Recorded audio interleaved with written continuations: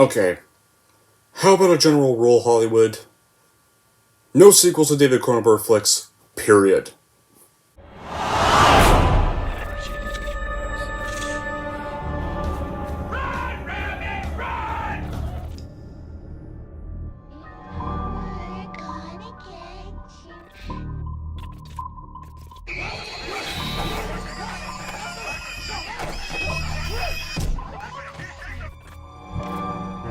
One, two, three!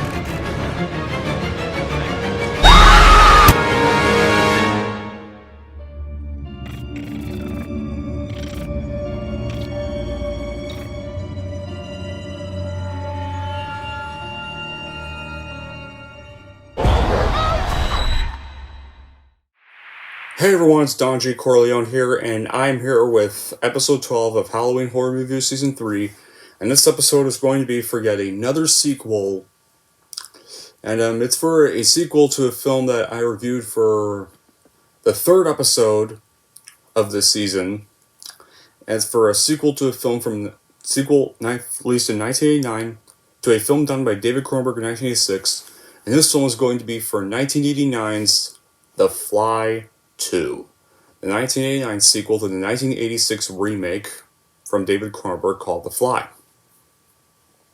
So anyway, yeah, it's going to be this episode. So anyway, what's the plot? Well, Seth Brundle was a renowned scientist whose warped experience of teleportation transformed him into a man/fly hybrid called Bundlefly. A few months after the Bundlefly insect met its demise by his lover's Veronica's shotgun, she dies while giving birth to their son, Martin. Seth's corrupt employer Bartok adopts Martin only so Martin can solve the new problems with the still functioning telepod's present and to use him as a science project because of the dominant insect genes. Martin is now fully grown, even though he is 5, and the fly genes begin to awaken and make him just like dear dad. With the help of his girlfriend Beth, they go to wherever they can to find a possible cure before Bartok finds them and brings them back, but not before Martin finishes his transformation into Martinfly, the deadliest of the Brundlefly species. So anyway, yeah. So, how was this movie made? Well, we all know, obviously, because The Fly made $60 million worldwide on a $9 million budget, a sequel is obviously already going to be planned. Because, hey, that's how every successful movie needs to have. David Cronenberg rightfully did not come back for this one. So they got a different director. I forget the different director's name, but I'll get to the different director's name in a little bit. And pretty much nobody else came back. Like Gina Davis, who played Veronica in the first film, was replaced by Saffron Henderson in the sequel because Davis did not want to reprise a role if her character was going to die in the first act, pretty much disallowing the opportunity for any character development. Keanu Reeves was even offered the role of Brundle, but he turned it down as he disliked the script. Josh Brolin passed even after a failed audition for the role. So eventually, yeah, The Fly 2 is pretty much an early entry in the filmography of even Frank Darabont, soon-to-be director at the time of Shawshank Redemption, The Green Mile, The Mist, and The Majestic, co-wrote the screenplay, while Tom Sullivan worked as a sculptor for the film's visual effects. So anyway, after being filmed and marketed and released, The Fly 2 was released on February 10th, 1989 to very negative reviews, unlike the first film from 1986 that received a lot of acclaim. And it was not a box office hit with only $38 million worldwide on an unknown budget. So yeah, as for my reaction, well, I watched this movie for the first time last night, and man, this was not a good sequel at all in the slightest. The Fly had no reason to have a sequel. The only reason was because Fox thought it would be a perfect money-making franchise. But first, before we get into bad qualities, are there good qualities for this sequel? Yes, there are. So first, I will say that for the good qualities, the production design is actually quite good. Surprising when upon closer inspection, they apparently only built one set, and the rest of the scenes, which were all brief ones, were shot at cheap locations, such as Beth's houseboat, Mart's condo, and such. The acting is pretty decent, considering the lack of any character at all, especially brain dead Beth. Eric Stoltz and Daphne Zuniga actually put some effort forth here, which is nice, considering that this was probably little more than a paycheck just for the both of them. And that's kind of just about really it for the good qualities. And here's where the bad qualities begin. One of the biggest problems is the script.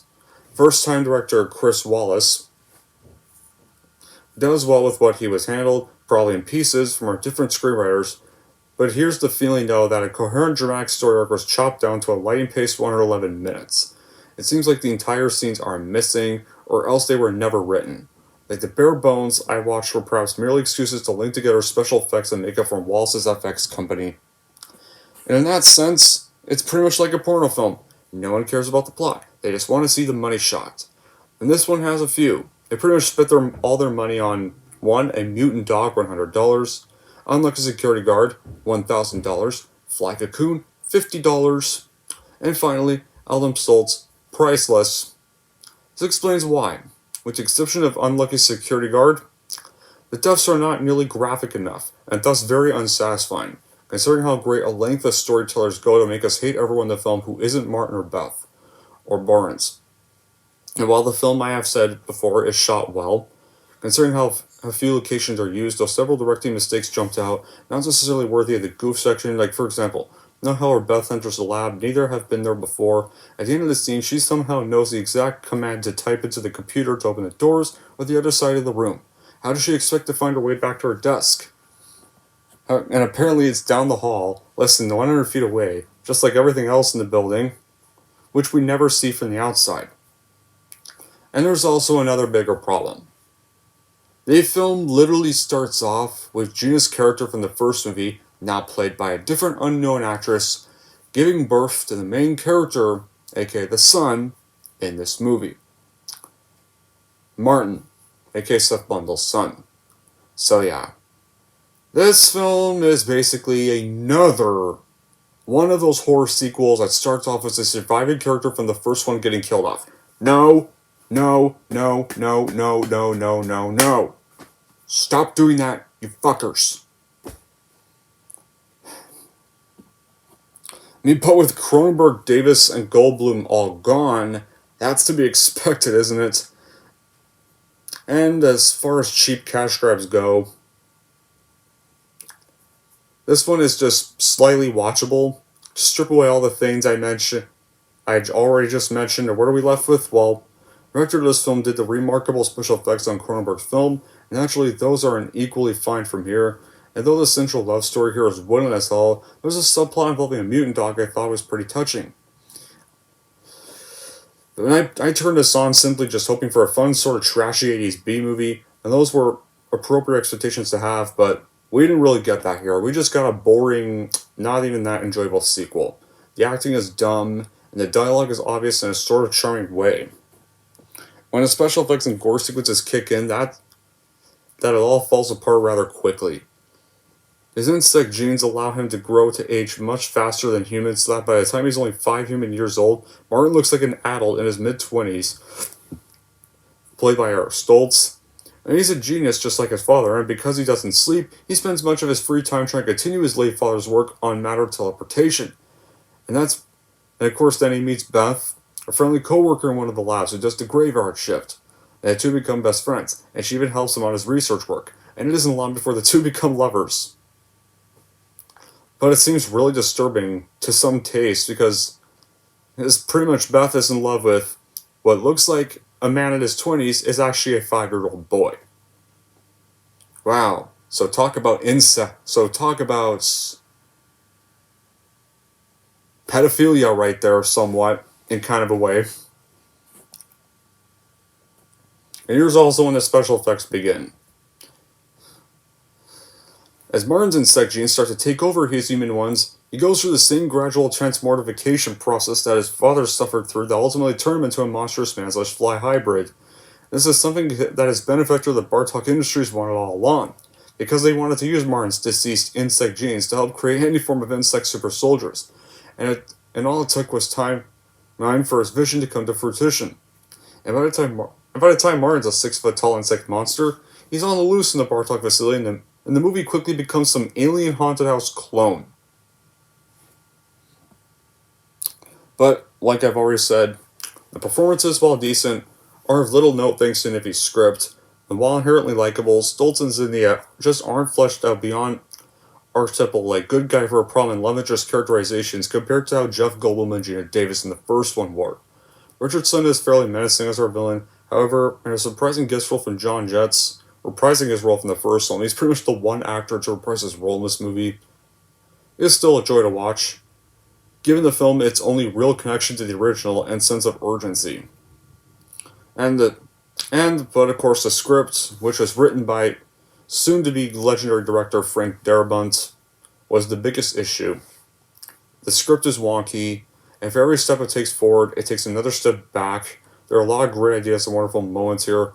An early subplot involving Martin's connection with a canine test subject is heartbreaking. In particular, the film does have a good narrative flow, but many scenes just feel contrived and meandering, and things just don't work with the context of the story or series. Like, I wouldn't be surprised if the elements that work came from a Darabont draft of the script, because you can feel his influence at times, but not in a way that works as well as his other films generally do. Wallace's direction is concise, sometimes stylish, and fundamentally solid, but I cannot help but feel he doesn't quite have a grasp of the material or what made the original film work so well. He relishes in showing us the ooey-gooey details of Martin's transformation and the fedora of gore effects, but feels almost too restrained and nonchalant about character development and plotting. You can tell Wallace wants to deliver buckets of slime and blood, and that's where he excels with the film. It's just a shame that the plot and characters suffer for it. From start to finish, with the last 20 minutes being where The Fly 2 is finally too late shows a little spark, the story is a big problem. Structurally, it's more incomplete sketches and a coherently narrative where there is actually insight of a story, which is scant, even more off its pacing. This film is basically just being severely lacking in momentum, just taking over and get going with a severely underdeveloped romantic subplot that badly stalls the film down and is easily fast-forwardable. The characters are similarly filmsy, especially Veronica. For her one scene, the script is as soggy as out-of-date lettuce, and Chris Wall should have stuck to effects, because tonally his direction is all over the map, at some points too restrained, at other points to be heavy-handled. Though the first Fly movie from David Cronenberg seemed well thought out and decently carried out and was a phenomenal film, this movie could have been thought up in just less than a minute. It was a total bloodfest, and instead of carrying the chilling realism than the first Fly did, it turned into a tiresome and repetitive romp on the road of bad filmmaking. The ending was gruesome and not memorable, but the rest of the movie paled next to the original. Zuniga was a horrible actor, and the lack of Jeff Goldblum, an actor of equal caliber, was painfully apparent. So yeah, I have nothing else to say about this sequel, but in the end, I just cannot say this was even a worthy sequel to watch, and it is just a retread of the first film, except done in the shittiest way possible, and if Cronenberg had not directed it. Anyway, that's pretty much it for my review of The Fly 2. If you're wondering how I'm going to rank The Fly 2, here's how I'm going to rank this movie. So overall, I highly recommend you do not watch the sequel and stop right after the 1986 film, because this film has no reason to even exist at all, and if you're wondering how I'm going to rank The Fly 2, I'm going to give The Fly 2 a 4.5 out of 10. There we go. That wraps up episode 12, and that wraps up The Fly 2. Now you're probably all wondering, what's going to be the next episode? Well, the next episode's not going to be a movie. The next episode is going to be a top 10. And remember how I covered the top 11 scariest horror movie moments? Well, this year, it's time to cover the top 10 scariest non-horror movie moments. For aka scary moments from films that are not horror movies. So yeah. So stay tuned for that. Anyway guys, that'll be it for this episode. Thank y'all for watching. If you like this and want to see more, and don't forget to like, subscribe to Don G. Corleone.